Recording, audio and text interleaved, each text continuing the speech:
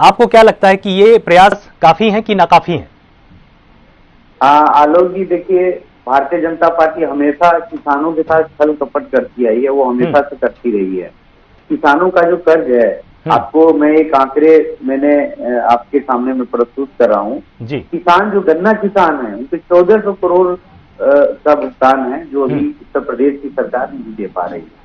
अभी आपको पता होगा, कुछ दिन पहले हमारी कांग्रेस महासचिव आदरणीय प्रियंका गांधी जी ने एक सवाल खड़े किया था यूरिया से लेकर। किसानों को खेत में डालने के लिए यूरिया नहीं मिलता है, किसान आत्महत्या कर रहे हैं। अभी आपको मैं बताऊं, एनसीआरबी की रिपोर्ट आती है, 2019 का मैं रिपोर्ट बता रहा हूँ एनसीआरबी की। 5500 किसान आत्महत्या किए उत्तर प्रदेश में, जो मैं 2019 का मैं आंकड़ा बता रहा हूँ आपको।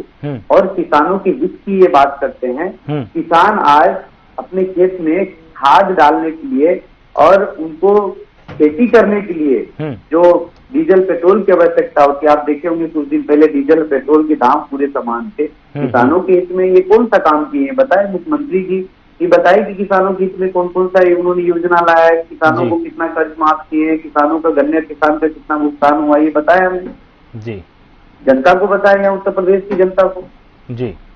तो लगातार किसानों के बाद एक जो और मुद्दा सबसे ज्यादा उत्तर प्रदेश में इस समय प्रखर है, वो है बेरोजगारी का मुद्दा। सरकार का दावा तो यही है कि लगातार रोजगार के अवसर उपलब्ध कराए जा रहे हैं। आपको क्या लगता है कि सरकारी दावे बिल्कुल दुरुस्त हैं कि इनमें कहीं ना कहीं कमी है? देखिए, मैं अभी आपको बता दूं, एक अभी मतलब बहुत कम समय की बात है, उत्तर प्रदेश में संविदा पे 5 साल की संविदा पे आदरणीय मुख्यमंत्री जी जो रखना चाह रहे हैं। हमारे युवा साथी बेरोजगार जरूर हैं, लेकिन ये गुलाम नहीं है भाजपा के। ये मैं बताना चाहूंगा, योगी आदित्यनाथ जी को मैं ये बताना चाहूंगा कि आदरणीय मुख्यमंत्री जी, आप जिस तरह से छल कपट का काम करने का कर रहे हैं बेरोजगार के साथ, बेरोजगारी दर में उत्तर प्रदेश में बता रहा हूँ, 2020 में बेरोजगारी दर अप्रैल में 21% था, अब मई में यही बढ़ करके 27% हो गई। बेरोजगारी दर कितनी बढ़ती जा रही है।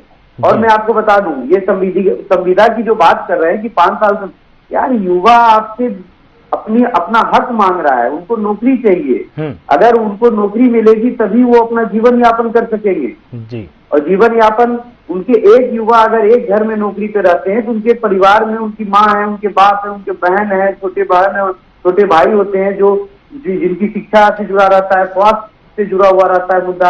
अब आप बात मैं कर रहा हूँ, ये संविदा की बात कर रहे हैं उत्तर प्रदेश में, युवाओं को नौकरी देने की बात कर रहे हैं। ये संविदा क्या है, मुख्यमंत्री जी बताने का कष्ट करें। आदरणीय प्रधानमंत्री जी जब मुख्यमंत्री थे गुजरात में, आपको पता होगा 15 साल वहां गुजरात के सीएम रहे हैं, और संविदा पे इसी तरह से उन्होंने नौकरी का वादा किया था, नौकरी लगाए लोगों को। अभी तक किसी की तनख्वाह नहीं बढ़ी है। और कुछ देर पहले ही आदरणीय प्रियंका गांधी जी का इस पे सवाल भी उन्होंने खड़ा किया, उनका ट्वीट भी आया, आप देखे होंगे। उन्होंने बताया कि 15 साल सीएम रहते हुए नरेंद्र मोदी जी ने युवाओं के साथ धोखा किया, उनकी अभी तक तनख्वाह नहीं बढ़ी है, जिनको रोजगार उन्होंने देने के वादे किए थे। और संविदा क्या होता है, गुलामी की जंजीर में आप बांधना चाहते हैं, आप परमानेंट क्यों नहीं करना चाहते? आप जितनी सरकारी संस्था है उसको बेच क्यों रहे हैं? उसमें हमारे युवा क्या रोजगार नहीं पाते? नहीं उनको मिलेगा क्या? आप जो संविदा ला रहे हैं, आप गुलामी की जंजीर में धकेलना चाहते हैं हमारे युवा को।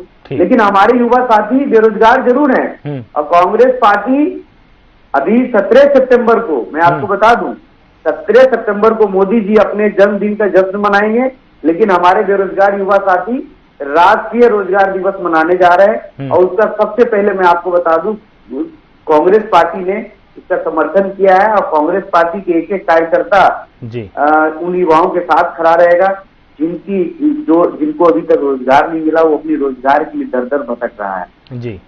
लगातार लॉकडाउन में लगभग सरकार तो अपनी तरफ से काम खूब कर रही है।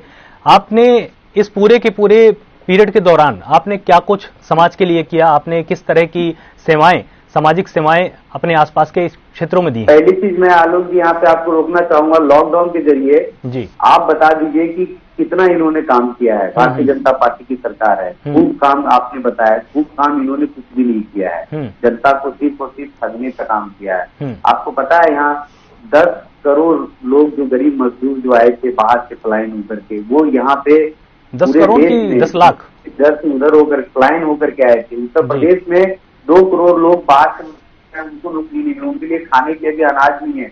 और आप ये बता रहे हैं खूब काम करने की बात, जो इन्होंने जो एक नाम रखा है, मुझे लगता है कि उत्तर प्रदेश में कल गड्ढा मुक्ति की बात भी कर रहे थे। उत्तर प्रदेश मुख्यमंत्री आदरणीय योगी आदित्यनाथ जी से मैं इतना बताना चाहता हूँ कि आप जिस गड्ढा मुक्ति वो खूब काम की बात कर रहे हैं, तो आपके आसपास जो 11 गड्ढे हैं, तो आपने टीम 11 का नाम दिया है, वो 11 गड्ढे कब मुक्त करेंगे आप? क्योंकि खूब काम जो है ना, वो आपको बता तो रहे हैं, लेकिन जमीन पे खूब काम दिख नहीं रहा है। जमीन पे लोग तरस होते जा रहे हैं। जहां तक रही बात हमें काम करने की, तो मैं आपको बता दूं कि कांग्रेस पार्टी का एक एक सिपाही जब कोरोना महामारी शुरू हुई थी मार्च में, जब लॉकडाउन शुरू हुआ, कि भारतीय जनता पार्टी केंद्र सरकार की गलत नीतियों की वजह से गलत समय पर लॉकडाउन हुआ था, आदरणीय राहुल गांधी जी ने सवाल उठाया कि ये सही समय नहीं है लॉकडाउन का, आप सही से विचार करें, उससे सही से एक स्ट्रेटेजी प्लान किया जाए। आदरणीय प्रियंका गांधी ने कोरोना फाइटर्स नाम का एक ग्रुप हम लोगों ने बनाया था, और पूरे उत्तर प्रदेश में एक दूसरे से कनेक्टेड थे। किसी राशन की जरूरत होती थी, किसी को अगर उनको वहां से अगर ट्रेन का भाड़ा चाहिए होता था, जिस तरह से हमारी अध्यक्षा आदरणीय सोनिया गांधी जी ने भी रेल किराया का घोषणा किए थे उन्होंने, और जहां पे भी होता था हमारे वहां के लोकल कार्यकर्ता, जिला अध्यक्ष, तो किसी भी स्टेट का मामला हो, आप समझिए गुजरात से इतने मजदूर आए थे, आपका महाराष्ट्र से काफी मजदूर आए थे, आप समझिए कर्नाटक से काफी मजदूर आए थे, तो हम लोगों ने उनको राशन पानी, इवन उत्तर प्रदेश में जो बाहर के मजदूर यहाँ फंसे हुए थे, ठीक है, आप विश्वास नहीं करेंगे, मजदूर के पैर में जो छाले दिख रहे थे, वो एक दर्दनाक समय था, कोरोना का समय था। हम लोगों ने राशन पानी जितना हो सकता, मैं लखनऊ की बात करूं क्योंकि हमारा गृह जनपद लखनऊ है, ये लखनऊ बक्सी के तालाब विधानसभा क्षेत्र की बात करूं, हम लोगों ने छोटे छोटे पैकेट अनाज का बना करके उस समय हम लोगों ने काफी लोगों तक राशन पहुंचा। उसके बाद भी पुलिस प्रशासन द्वारा रोका जाता था, ये कि आप क्यों कर रहे हैं, क्यों बात रहे हैं, मतलब मदद करने के लिए भी रोका जाता। आप बस वाले मुद्दा देख रहे होंगे कि जब उत्तर प्रदेश में मजदूरों को राजस्थान से लाना था, तो हमारी कांग्रेस के महासचिव आदरणीय प्रियंका गांधी जी और प्रदेश अध्यक्ष हमारे अजय कुमार लल्लू जी स्वयं वहां पे थे। बस का मुद्दा आप देख रहे होंगे, इन लोगों ने किस तरह से किया, कितने जो लोग पैदल आ रहे थे, जो परेशान थे, जिनके पास आने के लिए पैसे नहीं थे, उनको फ्री बस सेवाएं देना चाहते थे, इन लोगों ने मुकदमा करके हमारे अध्यक्ष को उनके दिन तक जेल में बंद कर रखा। ये तानाशाही की सरकार है और उत्तर प्रदेश की जनता सब देख रही है। इनको ये लगता है कि जनता सो रही है, ऐसा कुछ नहीं है, जनता सब देख रही है। कोरोना जैसे महामारी में अब सिर्फ पीपीई किट का मामला हो, ये मतलब सारे घोटाले हैं, घोटालों की ये सरकार है। मैं आपको बता दूं, मैं अभी लखनऊ गृह जनपद है, मैं बगल की बात बता रहा हूँ, किसानों की मैं बात करने जा रहा हूँ। ये बक्सी के तालाब विधानसभा में एक जलालपुर गांव है, वहां पे दलित है, किसान है, जो भी मजदूर है, उनकी जमीन छीनी जा रही है। और इस सिलसिले में मैंने आदरणीय मुख्यमंत्री जी से मैंने पत्र लिखा। मैंने बोला कि मैंने उनसे ये किया कि इनकी जमीन क्यों छीनी जा रही है। वहाँ के सीएम का कहना है कि मुझे ऊपर से आदेश आया है, ठीक है, मुख्यमंत्री जी से आदेश आया है कि जमीन अधिग्रहण हो रहा है। भाई जिसके पास 50 साल 60 साल की जमीन जोत रहे थे, उनकी जमीन क्यों छीनी जा रही है? यही मैं जलालपुर की बात कर रहा हूँ। अगर आप चाहे तो जा करके अपनी टीम आप विजिट करवा करके स्वयं देख सकते हैं कि मैं जो बोल रहा हूँ उसमें कितनी सत्यता है। और जमीन जैसे भी पीएससी लगा करके ये कोरोना महामारी के दौर में जो घर से निकलने नहीं दिया जाता है, उसके ऊपर चालान काटे जाते हैं। ठीक है, बहुत बहुत शुक्रिया हमसे बात करने के लिए ललन जी, और आपने अपना पक्ष रखा, आपने बहुत सारी बातें बताई कि किस तरह से यहां पर काम हुआ है और आपने किस तरह से बक्शी तालाब के आसपास विकास के कार्य किए हैं। अब आइए आपको मैनपुरी से एक बड़ी खबर बताते हैं, जहां पर